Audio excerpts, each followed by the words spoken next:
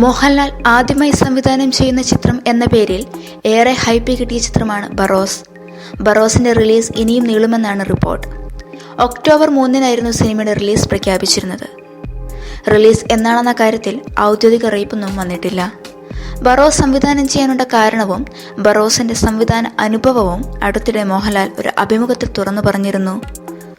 മോഹൻലാലുമായി ഭാനുപ്രകാശ് നടത്തിയ അഭിമുഖം ദേശാഭിമാനി വാരിക പുറത്തുവിടുകയായിരുന്നു.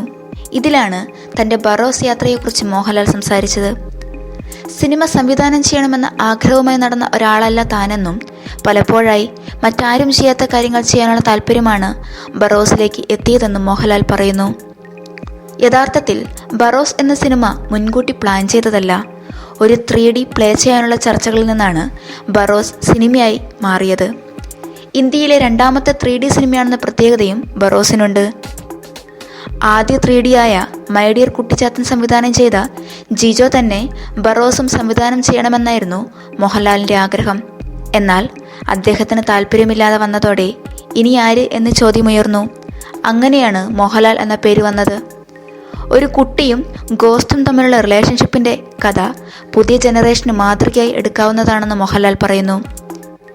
ഇങ്ങനെയൊരു കഥ ആരും പറയാൻ സാധ്യതയില്ലെന്ന് അദ്ദേഹം ചൂണ്ടിക്കാട്ടുന്നു. വർഷങ്ങളോളം അഭിനയിച്ച ശേഷമാണ് ഒരു സിനിമ സംവിധാനം ചെയ്യുന്നത്. വർഷങ്ങളായുള്ള അഭിനയ പരിചയം ഒരു സംവിധായകൻ എന്ന നിലയിൽ തന്നെ സഹായിച്ചിട്ടുണ്ടെന്ന് മോഹൻലാൽ തുറന്നു സമ്മതിക്കുന്നു.